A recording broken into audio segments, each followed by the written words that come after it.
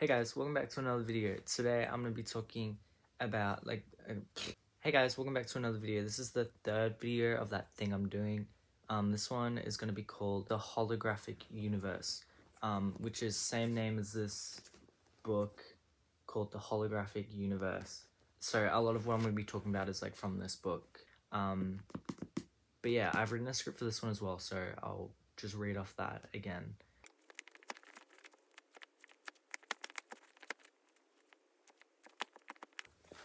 Okay. Some of the stuff in this book can be a bit hard to believe, as a lot of what it is talking about isn't necessarily scientifically proven yet. So a lot of what it is speculation and theories, but still based within scientific experiments and quantum physics discoveries, as well as statements from reputable people like Einstein, Tesla, Sigmund Freud, Carl Jung, and some others that I vaguely recognize. There isn't enough evidence to prove it entirely yet, but there also isn't much evidence against it to disprove it. So it's kind of in like this limbo state at the moment. That being said, a lot of it still has a fair bit of evidence highly suggesting it is true. I lean towards a lot of this being true because of my confirmation bias as described in the other videos. But also because it just resonates with me and makes sense to me. Also, I've read a lot of reviews and Reddit posts about it, and obviously one's kind of saying that this is like pseudoscience and gibberish and shit. But a pattern I noticed was that these people, I think, just miss the whole point, like in general. And like their counter arguments were like in their own right kind of misconstrued. And it's weird, like some people are so set on life meaning absolutely nothing. Let people dream, Jesus. I suggest reading the book yourself and forming your own opinion. Anyway, I don't know. Anyway, what the fuck is it actually about? Well, the concept is that reality, dreams, and imagination are a kind of hologram. But what does this mean? For that, I will explain simply what a hologram is. Okay, I wrote this at like 2 a.m, so fucking bear with it, Jesus. A hologram is a 2D plane, a 2D image, and when light is shined on it, the 2D image is projected into a 3D image with more dimensions to it. What's fascinating about this is specifically how the 2D plane has all the information of a 3D image stored inside of it. It isn't until light is shown on it that this extra dimension of information is revealed and the full picture is shown. Similar to like a zip file on a computer where all the information is compressed into a smaller file to make it take up less storage. And when you unzip it, all the original large files within it are revealed. The theory is basically saying that our brains work in the same way, that memories, for example, exist as a compressed file in our brains, and when the light, which I guess would be like your neurons firing on it or like remembering it, it expands into the memory that we experience when we close our eyes. And that's like the explanation for how so many memories can be stored in our brain and not take up like space, you know? Because memories and imagination aren't actually localized in the brain. Like they don't exist in one specific part of the brain, like where our sight is processed or our sense of smell. Memories are actually spread across the brain entirely, so you could take out any chunk of the brain and your memories will still be intact.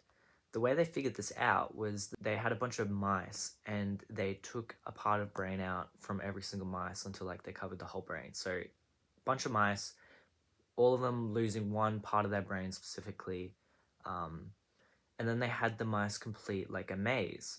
Was all the mice were able to do the maze, which means that regardless of what part of the brain you take out, they still have their memory of how to complete the maze, and they were able to complete the maze.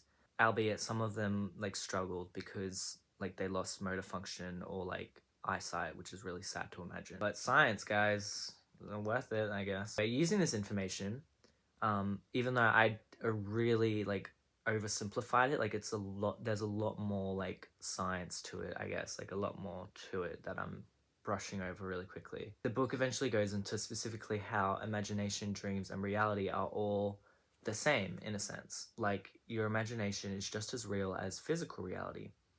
And that's pretty crazy because no one really talks about that. Like, we just kind of have this imagination and we have dreams, and like, yeah, people are interested in them, but imagination specifically, like, it goes so, it's so untalked about that we have this ability to imagine shit. Like, you can imagine anything the way you want it to be, and like, that's incredible. It's like a superpower.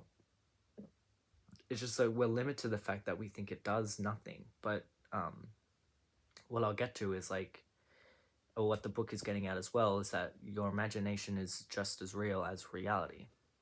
Um, the difference being that reality is limited to a set of rules and imagination is not. But they are all just projections in our brain, and they all exist in the same realm and are equally as real.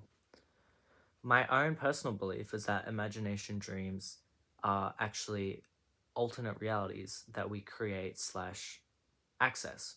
And the fact that we can imagine something means that it exists somewhere out there in like the ethos, like in one of like the alternate realities, or maybe we create an alternate reality every time we imagine something. But it's not it's not in here, you know, it's being accessed somewhere else. Um and that's a bit out there, but that's something I genuinely believe. And I don't know, I think that's pretty cool to imagine. It's to imagine that your imagination is in its own right, its own reality that exists, just like the reality you're experiencing right now. There's nothing to say it doesn't, and there's more to say it is than there is to say it isn't. I'm making a huge jump here, but it relates this further to the concept coined by Carl Jung, which is that there is a collective consciousness that exists that every single person is accessing all the time. That our brains work as a kind of receiver, like a cell phone, that is only receiving the information we are meant to know based on our memory. And so creativity and epiphanies could be seen as us downloading information from the cloud, like downloading a software update. So you know when like you just get like an idea for something, um, you could argue that it's just based off like shit you've already seen like in real reality that's just kind of come to your consciousness like now. Or you could see it as you've accessed like this cloud of consciousness, and that's where you get like ideas from, or inspiration, or visions and stuff like that. And it's where your dreams come from. Throughout history, this idea of a cloud or a collective consciousness that contains all memories, history, past lives has been recognized by like multiple historical figures. Off the top of my head, I think somewhere Alexander the Great. I think Caesar was one of them. I don't fucking know. Some Egyptian guy. And I know Hitler was really interested in this shit too. But I think the name that it is in Buddhism is called the Akashic Records or something. I don't know if anyone's heard of that, but I've heard it a few times in different shit. But it's real, man. It's real. And people claim to like be able to access it. Whether you believe that, I don't fucking know. But I think that's pretty cool to imagine. Is that, yeah? So there's like this collective, like a big fucking brain, which is the universe in a sense, that contains, because just the way like black holes work and like matter can't really being destroyed and energy never like just disappearing. It just makes sense to me that everything exists all the time, everywhere, all at once, throughout all of the universe, blah blah blah blah. You know? And so it just makes sense for me that like, I don't know. Okay, so when we wake up or become conscious, our brains like lock in, and it links us back up with this cloud and downloads all the information that we should know based on like the memories that we have. And it's kind of like a computer booting up. It runs through the motherboard and memory and everything, and it's like, okay, this is what I'm meant to be doing, this is everything I know, kind of thing. Has all your files and everything. A really interesting story from the psychiatrist Carl Jung is a patient he was monitoring at the mental hospital. The patient had schizophrenia and would often stare at the sun and wave his head back and forth. Carl Jung asked him, like, what the fuck are you doing? And the patient explained that if you stare at the sun long enough, it grows a penis and it wiggles when you wave your head. Carl Jung just brushed this off as some crazy schizo weirdo shit. But months later, he was doing research for something completely unrelated and came across an ancient ritual where this tribe would stare at the sun until it stretched and then moved in a specific way because they thought they were controlling the wind with it or something. It's like they were using it to control the wind. I don't know. Doesn't matter. Point is, Carl Solis is the patient accessing information that he shouldn't know because of his schizophrenia. I guess mental illness, I've experienced like manic episodes firsthand, and just the things that people say when they're having an episode like that, or I don't know, just stories I've heard, it wouldn't be too outlandish to suggest that a lot of that, like the kind of things that they experience isn't coming from them, you know? Like I've heard stories from my dad who's had electroshock therapy for his brain because he has bipolar, and just the shit he would see during his appointments like really corroborates this kind of idea to me that when there's like a chemical imbalance in your brain or something going on, mental illness, whatever, you kind of are more prone to accessing shit you're not meant to, I guess. Schizophrenia is like a big one with that. Because like schizophrenia, it isn't just people seeing or hearing shit. It can also be having really incredible perceptions of reality and stuff like that. And we just assume it's wrong because anyway. But it reminds me of scenarios where people have had like a brain injury and suddenly know like an entire new language. It's kind of like when the brain is damaged or imbalanced, it's kind of like a glitch. And the person is able to access stuff from this collective unconsciousness that they wouldn't know otherwise. And the same thing can be achieved through dreaming, imagination, meditation, near-death experiences, so on and so on. It then goes into dreams a bit, and I don't want to ramble too much about that, but they did an experiment where they had people sleep in rooms next to another room with a painting inside of it without letting the patients see the painting. They then got the patients to recall their dreams. Over time, what they noticed was the contents of the paintings would actually show up in the patient's dreams. So the idea is when you're in a dream state, you're accessing this collective consciousness. And in this case, they were accessing information or knowledge from the people in the vicinity who had actually seen the painting, because they wouldn't know otherwise, whether it was from people in the vicinity or just like whatever. The point is like they didn't see the paintings, and the fact that they were dreaming about them, pretty crazy. But what is most relevant to what I'm going to be talking about in my next videos though is how consciousness has an effect on physical reality. The most well-known evidence for this is the experiment where they measured the electron and discovered that the electron doesn't collapse into position until it is observed. So basically all matter collapses into its state when we observe it. Kind of like how a video game only renders what you're seeing and not anything outside of your view. Correct me if I'm wrong, but that's just how I saw it. I might have understood that wrong, but I'm pretty sure that's what it means, right? Okay. If you haven't noticed by now, I'm just going off my memory of what I read. If you want to know exactly what these experiments were and like all the details so you can determine whether they're bullshit or not for yourself, read the fucking book. I'm sure me just saying this, like you can't just believe it.